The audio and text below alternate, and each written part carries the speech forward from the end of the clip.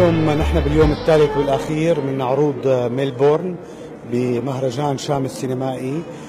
أنا كثير سعيد. الانطباعات عن الفيلمين كانت باليومين الماضيين كثير منيحة، الناس كثير تفاعلوا مع هاي الأفلام، وحقيقة بكفي نشوف هيك العلم السوري عم بيرفرف على الشاشة الكبيرة، هذا لحاله هيك بيعمل إحساس بالفخر والاعتزاز إنه نحن كلياتنا كسوريين مجتمعين اليوم، واللي عم يجمعنا هو فن عظيم مثل فن السينما.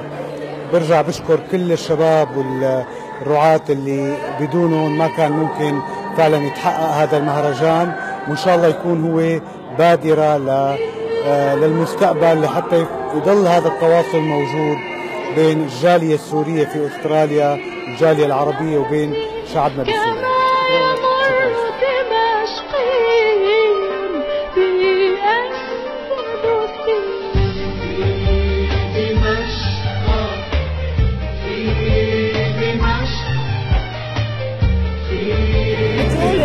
لهلا اللي شفناه من الجاليه السوريه الحقيقه بمعظم الحالات بمعظم الافراد كانوا هن بيشكلوا الصوره الحقيقيه والحلوه واللي بنتمنى نسترجعها عن سوريا، بمعنى انه قد ما هن متنوعين قد ما هن متكاملين، هذا بالاعم الاغلب باستثناء اصوات قليله، لكن هاي الاصوات القليله كانت كفيلة بزيادة اللحمة وزيادة التعبير عن الشوق والحماسة لهذا النوع من الفن ومن التعبير.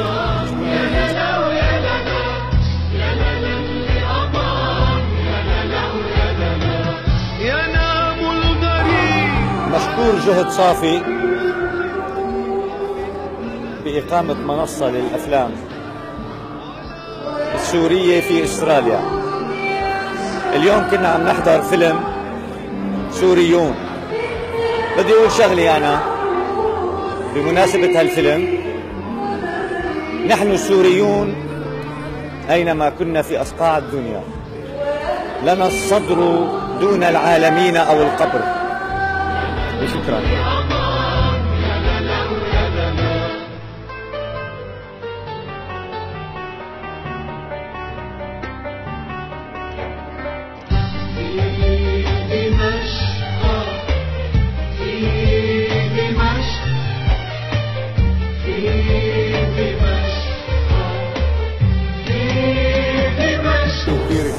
حسسونا كأننا كنا بسوريا، والأفلام رائعة جدا، ما في أجمل من هيك أفلام.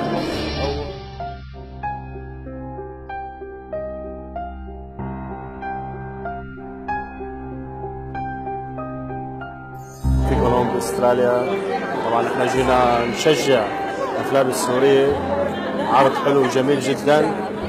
الله يوفقكم، الله يحمي هالبلد. شكرا.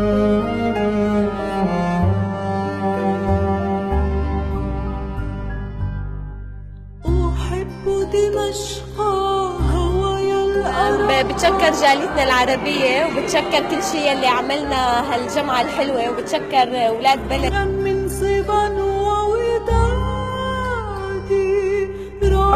كثير حلو إنه أولاد بلدي هون معنا، شمينا ريحة بلدنا بأستراليا، شيء كثير حلو، ما بعرف شو بدي أقول.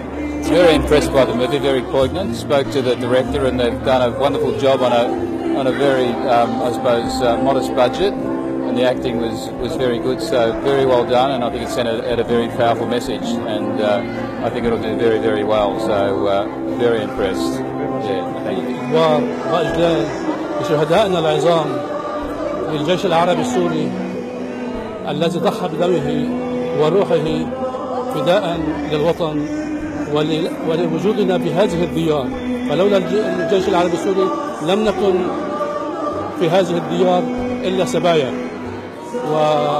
وأسرى. فتحية إلى جيشنا العربي السوري وإلى القائد الكبير بشار الأسد. بالفيلم لأنه بتمنى يكون بده يوصل جزء بسيط من الأحداث اللي صارت بسوريا واللي لهلا عم بتصير، لأنه اللي صار بسوريا شيء كتير كبير، ونتمنى من خلال أستراليا لأنه نافذة كبيرة على العالم، مفتوحة على العالم كله، يصل صوت سوريا والشيء اللي عملوه بالمهرجان من خلال هذا الشيء اللي انعرض اليوم.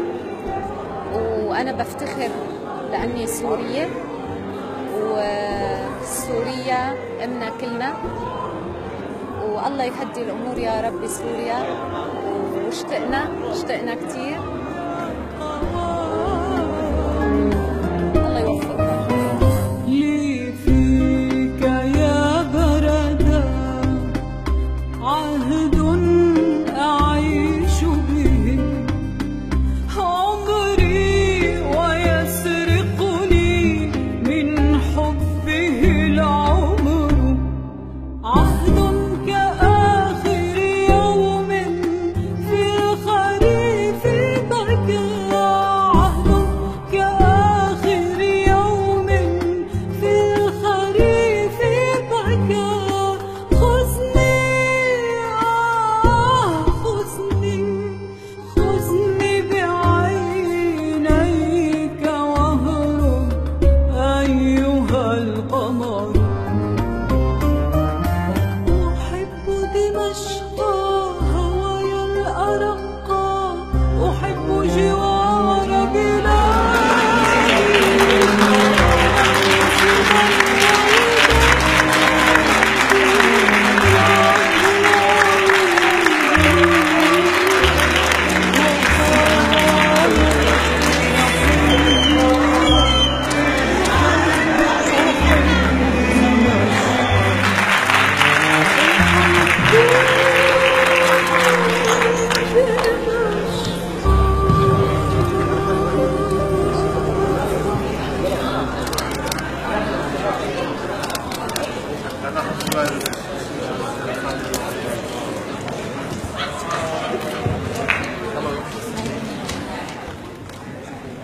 أهلا وسهلا فيكم.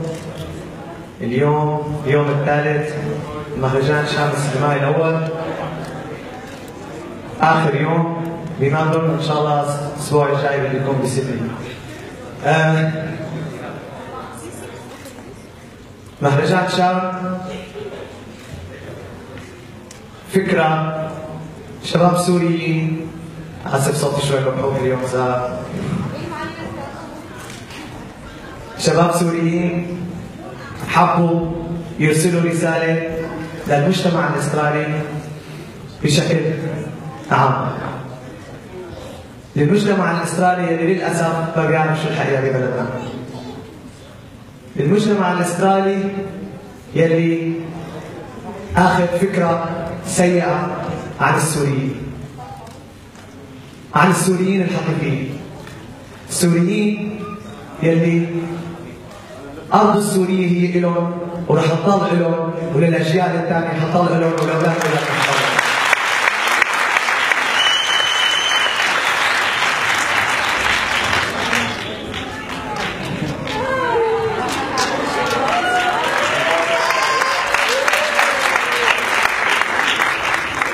طبعا أنا سميت شام على اسم بنتي شام لأني بعبد أرض الشام وأهل الشام.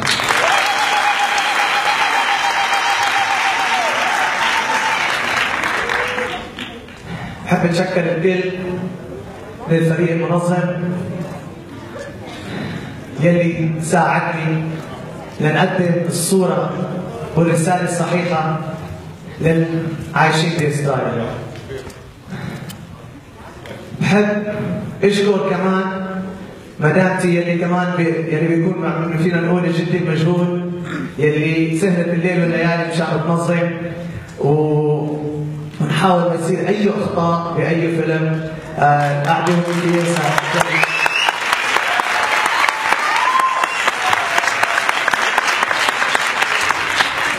شباب الفريق. طبعا انا فيني اقول شباب الفريق لانه هدول صاروا اخواتي الصغار، عم بقول صغار لاني انا اكبر منهم بشي 10 سنين. اخواتي الصغار يلي كمان لولاهم ما كنا قدرنا عملنا هذا الشيء. شباب سوريين متحمسين متطوعين، تركوا الشغل، تركوا الدراسة، تركوا كل شيء بس مشان يوصلوا الرسالة الصح. الرسالة اللي نحن عم نحاول بالقلم وبالسلاح وبالكاميرا وبالسينما لنوصلها ولندافع عن بلدنا وأرضنا فيه.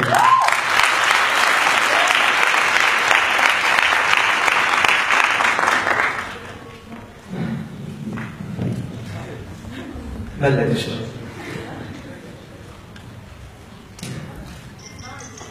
بحب اتشكر كمان مثل ما قلت الفريق كله، ريان، جابي، روبي, the beautiful couple who is doing the award night.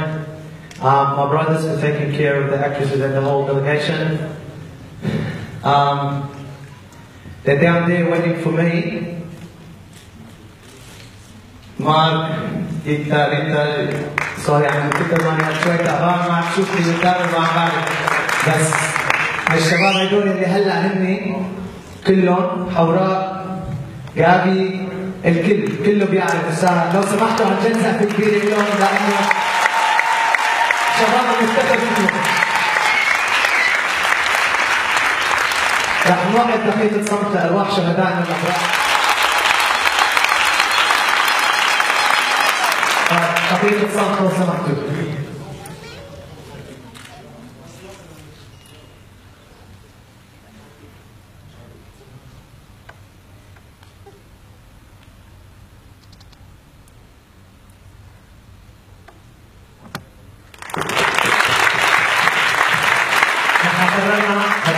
نشيد العالم السوري حقيقي، بس حنغنيه كلنا لأنه بنفتخر فيه وبنفتخر بكل كلمة من نشيد العالم السوري، فلو سمحتوا فريق مع أغلى علم بالدنيا حنقول حنبلش.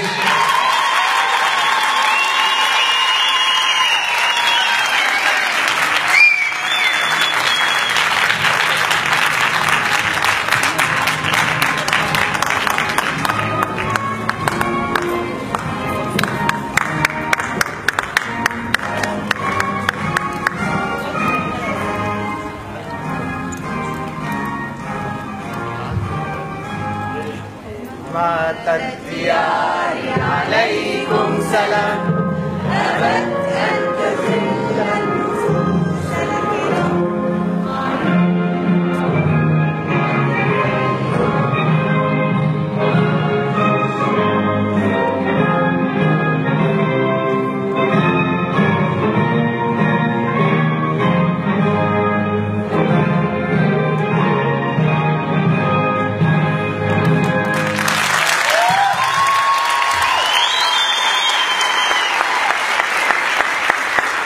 بنرحب بضيوفنا الكبار، بضيوفنا يلي هن كمان يلي عم يدافعوا عنا بسلاح ثاني اللي هي سلاح السينما، سلاح الشاشه الكبيره، يلي امبارح اكيد كثير عنا حضرت فيلم الاب، يلي إلنا الشرف وانا صدقا في اشخاص هون اجانب طلعوا الدمع بعيونهم، طلعوا وعم يقولوا لنا انه نحن ما كنا متوقعين لهالدرجه، ما كنا متوقعين اللي عم يصير، اللي عم نسمعه كان كل شيء غلط وغلط. فأكيد بثلاث أفلام فيلم مريم، سوريون، الأب، مخرج عظيم، مبدع، رائع، رغم الحرب والظروف أنا برأيي الشاشة اللي شفتها تنافس الشاشات الهوليوودية اللي عم نختارها نحن كل يوم الله خير. مخرج المبدع الأستاذ باسل الخطيب، أهلا وسهلا. رحب بفنانين الكبار اللي الأستاذ باسل هلا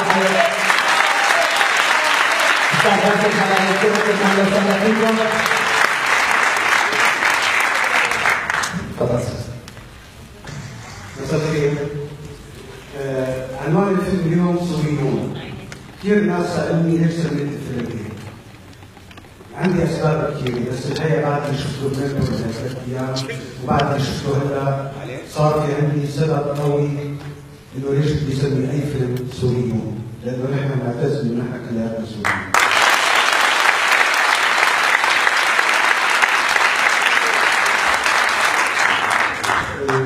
ما بدي يعني كرر اي كلام قلته بالايام الماضيه، بس انا فعلا اشعر بالامتنان الشديد وبالشكر العميق لكل المجموعه اللي كانت معنا لهالثلاث ايام واللي بذلوا جهود عظيمه، انا من قلبي بحييهم وكلهم عملوا جهد كبير، كلهم قدموا اقصى ما لديهم وبحب هيك فعلا اوجه تحيه خاصه جدا جدا من القلب لاخ وصديق انا بعتبر انه انا كسبته هون باستراليا اللي هو السيد حافظ مسعود.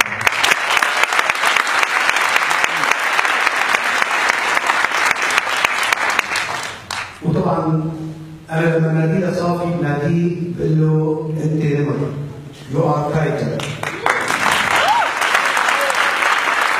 لانه فعلا هو يعني محارب.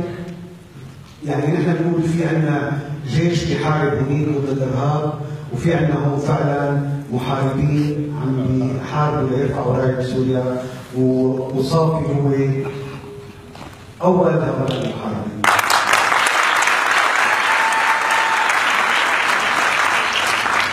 وابونا صافي طبعا يعني هو محارب قديم، فبالتالي هذا شغل من ذاك الاساس. ما أطول عليكم، أول شيء رح أقدم لكم الفنانات الرائعات الموجودين معنا اليوم. بحب هذا الشيء دائما بيسلم للدراما والسينما السورية الفنانة العظيمة صباح الخير.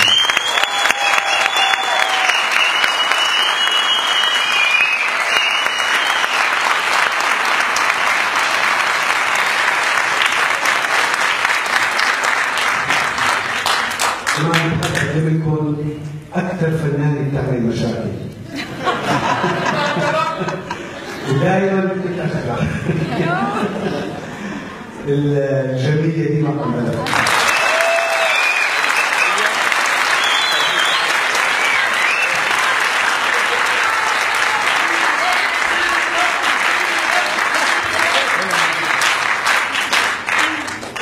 طبعا مدام صباح ومدام ديما هن كمان اليوم ضيوف. البطلة الحقيقية لفيلم سوريون اللي كمان بتصور عندك بهذا الفيلم جهد عظيم جدا جدا وتستحق انه فعلا نوجه لها تحية، الفنانة والنجمة ميسونة الأصحاب.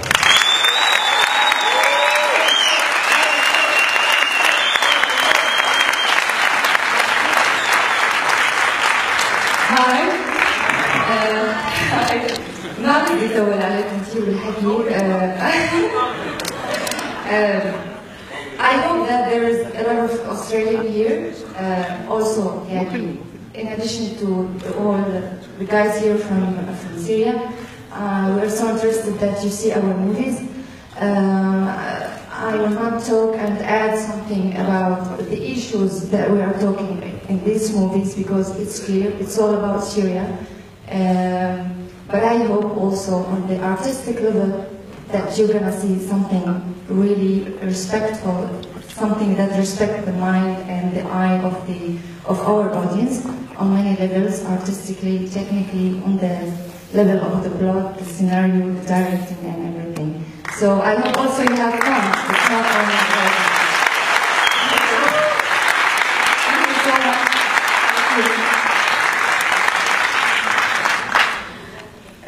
اوكي نحن ما حكينا هي اول مره بنحكي سنس هذا اخر يوم، فاول شيء كثير لكم مساء الخير. سعيده كثير بوجودنا هون. شكرا دائما لحضوركم، انتم الجمهور اللي دائما بيشجعنا وبيفشنا لقدام وبنحس بسببه بمسؤوليه لكل شيء بنقدمه. بدي اتشكر طبعا كل اللي تشكرناهم كل الوقت، ثانك يو. بدي اقول لكل الشباب اللي عاملين لصافي لحافظ ولكل العالم، بدي اقول انتم الجسر يلي وصلنا ووصل هالثقافه وهالموفيز هالفن اللي عم نعمله، بده جسر ليوصل من مطرح لمطرح، سو انتم الجسر.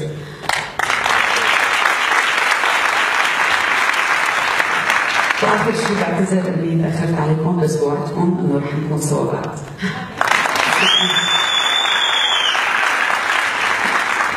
اخر شيء بس بدي اقول انه بهذا الفيلم بيشارك فنان سوري قدير رحل عن عالمنا في مطلع هذا العام. هذا كان اخر فيلم سينمائي بصوره، ومع الاسف انه انا بال 20 سنه اللي اشتغلت فيها بالسينما والدراما ما اجتمعت معه الا مرتين، مره بهذا الفيلم ومره بمسلسل حراري. فبحب الليله نوجه تحيه لروحه الطاهره فناننا القدير والكبير رفيق سبيع.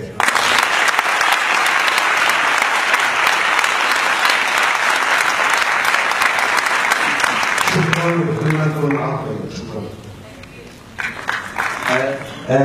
استاذ حافظ نصار لو سمحت تؤكد.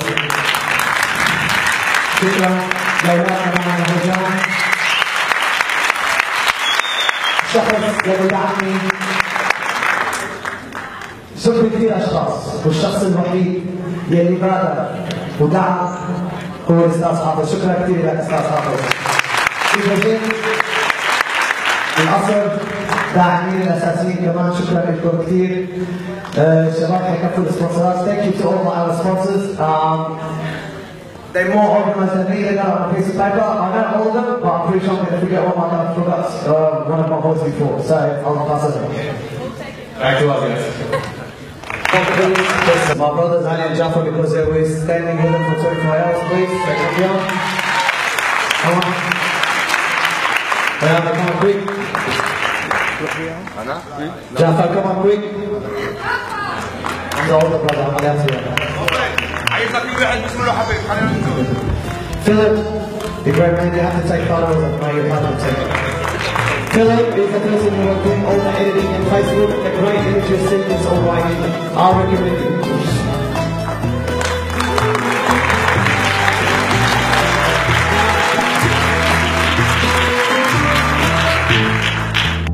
وجهك مثل حل التعب، عم شوف صورة شاب عالحلم، جبتلك حلب حتى بحلمك نام. وجهك مثل حل التعب، عم شوف صورة شاب عالحلم، جبتلك حلب حتى بحلمك نام.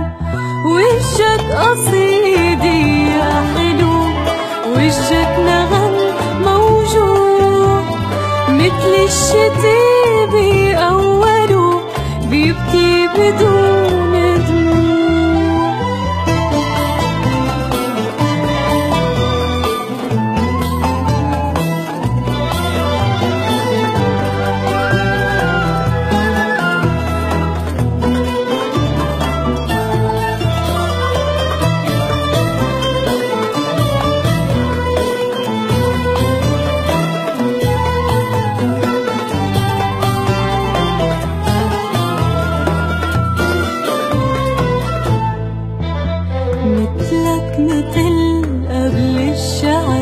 عم عيش حالي فيك، ضلك وحيد مثل السحر تضل عم لاقيك.